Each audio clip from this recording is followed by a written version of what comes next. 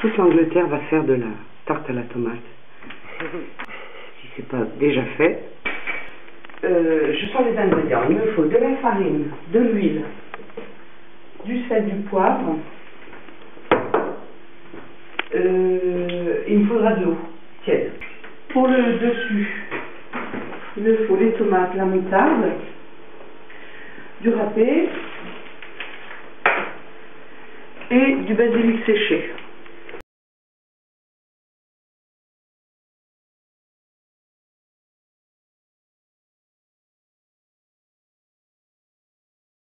Dans le verre mesureur, je mets 250 g de farine,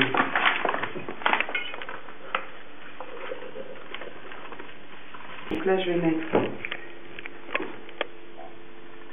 l'huile d'olive, et là je m'en vais pas de la quantité, donc je pense que c'est ça, c'est un verre d'huile d'olive,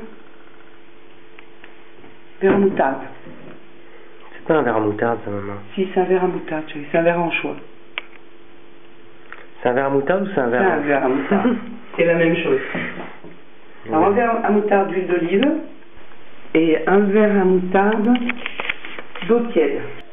Je la laisse chauffer. Voilà.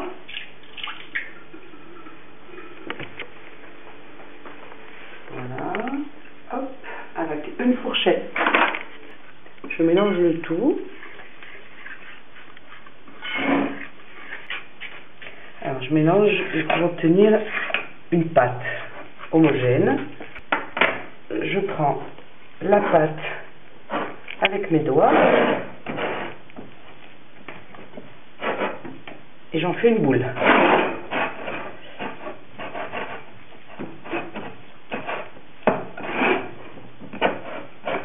Je récupère bien tout ce qui est collé au plat, parce que tout se décolle en fait, hein. Voilà, y compris ce que j'ai sur les doigts d'ailleurs. Voilà, j'en fais une jolie petite boule. Dans mon moule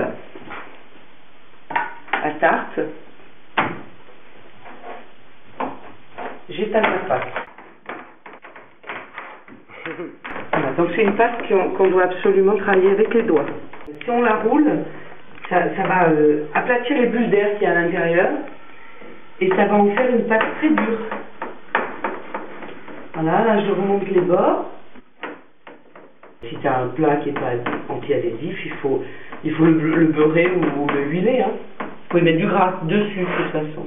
Voilà, donc on remonte bien les bords et on égalise la pâte pour qu'elle soit partout, à peu près de la même épaisseur, quoi. Hein, c'est pas d'inégalité.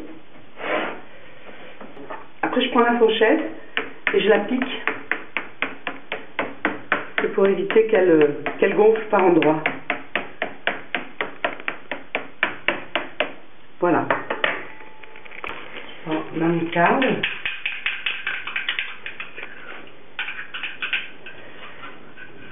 Que je vais étaler avec la fourchette. Hein.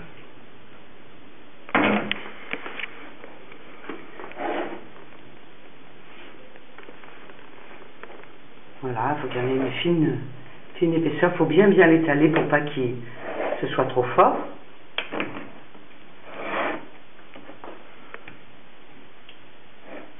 C'est bien de l'étaler avec une fourchette parce que comme ça, elle est moins en couche. Parce que si tu l'étales avec une cuillère, tu vas avoir une couche uniforme qui va faire qu'il y en aura trop.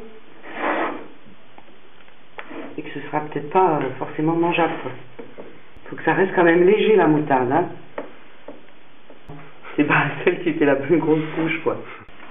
Voilà, une tomate. Et je vais couper les tomates dans ce sens-là.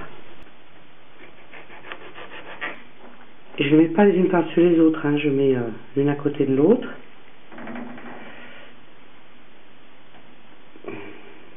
Boucher un petit peu les trous là.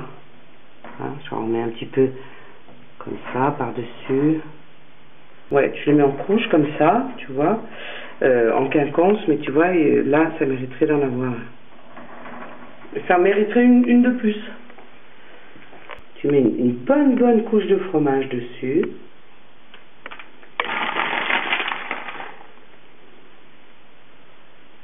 Alors en quantité, on va dire à peu près, allez, on va dire 150 grammes.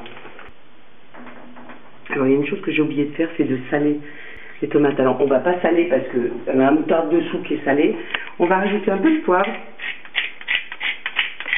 que j'aurais dû mettre sur les tomates, mais ça n'a pas d'importance.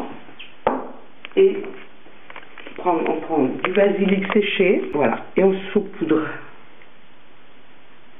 Alors bon, en général, moi je fais comme ça. Je me le fais à l'ancienne. Hein.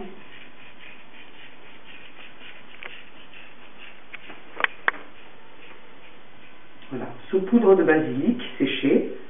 Elle va cuire 20 minutes à peu près, à surveiller. Hein. Mais la cuisson c'est environ 20 minutes. Donc la rentrée à four chaud.